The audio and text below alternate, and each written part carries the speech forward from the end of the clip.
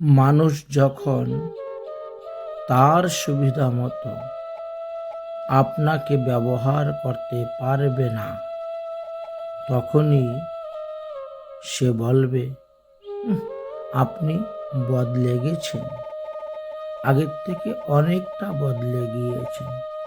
কারণ হলো সে তো তার মতো আর আপনাকে ব্যবহার করতে পারতেছে না।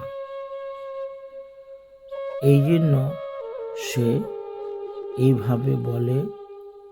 আপনার গুণটাকে সে তখন দোষ রূপে দেখে এবং আপনার গুণটাকে সে দোষরূপে লোকের কাছে বর্ণন করিয়া থাকে। কারণ সে তার মতো করে আপনাকে ব্যবহার করতে পারতেছে না বলে।